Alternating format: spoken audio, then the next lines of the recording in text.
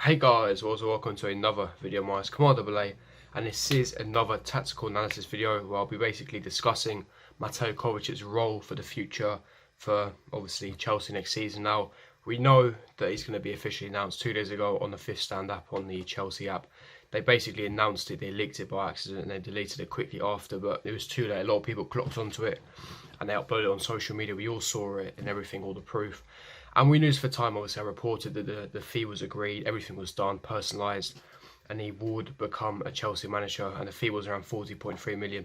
But it looks like the announcement will be tomorrow along with Lampard. But obviously, I'll be making a separate video announcing his official signing for Chelsea. But today, I really want to get down onto tactical analysis. Now, I touched upon him when I was making the tactical analysis video for Lampard, but I want to go into in-depth regarding Mateo Kovacic because a lot of people don't really understand his main role in a team, his strengths, his weaknesses, and what he can bring to his team next season. I just want to go, really in depth, give you guys some background information on Kovacic and how vital and crucial he can be to a Lampard system. But before I do get into it, I need to mention I am sweating my balls off. I mean, literally, if you don't know, if you're not watching this from the UK, right now in the UK, yesterday was 35 degrees, today is 29 degrees, not so hot, but I'm literally sweating. Now, if you can hear background noise, you might not, you might do. Basically, the windows are open because if I do not open these windows, I'm going to suffocate. The humidity, oh my god, the humidity and the heat is so much. Like, I'm just sweating even wearing this, and I'm only wearing this just because of the video, but it's just so hot. But yeah, without further ado, let's get straight into it. And obviously, before I do get into it, make sure you hit the like button, subscribe to my channel if you're new around here, and comment down below your thoughts and opinions on Kovacic. Do you agree with me regarding his role for the team next season? And also make sure you hit the bell notifications so you're notified for every time I do upload. But getting straight into Kovacic, and basically we know that Kovacic, the main benefit with Kovacic, he's 25 years of age. He still hasn't hit his prime. Loads of room for an improvement. Croatian midfielder who joined Chelsea last season on loan and is now set to be confirmed for a permanent transfer. He's a highly controversial figure as we know among fans. And basically, I want to analyse on Kovacic and what improvement he needs at Chelsea, but the bit that he excels in anyway. So basically, as we know, Kovacic plays a central midfielder, often in the midfield three. He largely operates on that left-hand side of that three under Maurizio Sarri, and he plays a more advanced role than Kante or Jorginho, where he played alongside in the midfield. So we saw that vast times last season where he was our left centre mid.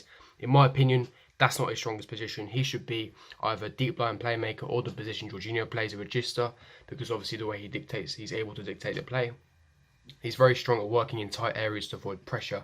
He averaged 1.5 dribbles per game and was fouled 1.3 times per game. His passing was extremely impressive. Kovacic averaged 45.9 passes per game and completed an outstanding 92.2% of those. Very impressive figures for the midfielder. However, although completing a high number of these passes, Kovacic only managed 2 assists for the entire season, which is a massive weakness of his and a downside, as well as his goal scoring form. He hasn't scored in over 100 games in all competitions. He also became passive at times when he was on the ball and kept possession for too long if a direct passing option was unavailable, something which hints at the player either lacking confidence to take risk or simply being too timid in his overall play. Either he's lacking confidence or that he hasn't got that ability to drive forward, etc., and create something out of nothing. That's not the type of player he is. And if you're trying to judge Kovacic off goals and assists, he's not that type of player. You're going to be disappointed. You're supposed to be looking at their strengths and what he ultimately brings to this team. Defensively, Kovacic could do a lot better considering his athleticism. In the Premier League, he had 45 tackles in 32 appearances and completed 64%. Aerially, Kovacic has major space for improvement, winning only 52% of his aerial duels. Yes, that statistic is not great on his aerial duels, but we do need to also put some context into this as well. Kovacic is not very tall either, so obviously the only way he's going to be having a high percentage of aerial duels is if he's got high jumping and really good jumping stats. He's not very tall, so against tall midfielders like a Paul Pogba, for example, he's going to struggle to win aerially. So I think that's kind of taken out of context, but you get the point. Defensively, when it comes to aerial duels, he can improve on his jumping. Overall, Kovacic has a fairly strong game. However, large criticism of his game are his lack of end product. In the entire season, he failed to score a single goal and only had 2 assists. However, Kovacic hasn't always lacked end product. In the 14-15 season he played at Inter, he managed to score 8 goals and assists 5 times for the club, playing a similar advanced role for which he did at Chelsea. Therefore, it's not a lack of ability of Kovacic in my opinion, but rather the mental strength. And partly because he was adapting to the Premier League, a new style of play, new style league, etc. It's natural that things like this potentially will happen. For one reason or another, Kovacic has lost confidence in his game, possibly due to a lack of playing time across several seasons in Madrid. He seems to lack that instinct he once had to make that final pass or get into real shooting positions. However, the role Kovacic played under Sarri wasn't to his strengths either. Sarri's system placed large emphasis on goals from midfield, which meant Kovacic needed to be more offensive than ever before in his career, as Kante and Jorginho weren't known for their attacking ability. We know that Jorginho, he dictates the play, he controls the tempo of the game. He's simply our register, you know how Jorginho plays. Kante, box-to-box midfielder, wins those tackles, very aggressive in those tackles, goes on those crazy, mazy runs, and he wins the ball back and definitely can attack a bit more. But Kovacic, therefore, if he is playing that less centre mid position, he has to improve his end product because he's the third midfielder. He's the furthest one forward, and he's the one that rely on to score goals and create magic pretty much. And last season, Kante was the one who was getting the most goals and assists. And for someone like Kante to be doing that, you have a massive issue in your midfield when it comes to creativity, when it comes to scoring goals. And this is why I'm going to mention Barkley in another video, where that's always a massive disappointment last season, because he's supposed to be a real number 8. He's supposed to be a goal scorer and a goal assister, yet he only scored 3 Premier League goals and he only scored 4 Premier League assists, which is completely disappointing considering he's playing for a club like Chelsea who came third place, and he's supposed to be an actual number 8, where Kovacic isn't really a natural number 8. This could also largely be responsible for Kovacic's struggle at times, having to play a key offensive role in a complicated system after several seasons of playing low minutes is a difficult task for any player, particularly in a league with such a high intensity. That's the thing, in Serie A, you have so much time, energy and space on the ball. In the Premier League, you simply don't have that luxury. You don't have that time to pick out that pass or shoot. You have to do everything quickly. That's why Kovacic, he can play to his strengths, because he's very good at coming out of tight angles, tight positions. How many games this season, I've been to some games at Stamford Bridge, Man City home, Liverpool home, where everything was tight in the midfield, yet he created stuff that he was dribbling out of really tight spaces and he was creating things, and he's press resistant. That's his main strength.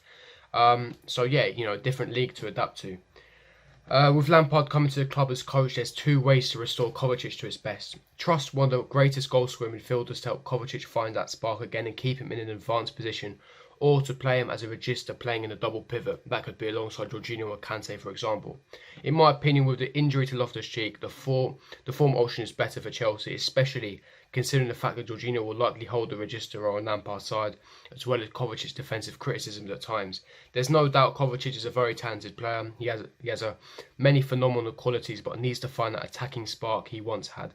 There's no better man to help him than Lampard, and with Chelsea paying a fee of around £40.3 million, it's hard to see him being a reserve.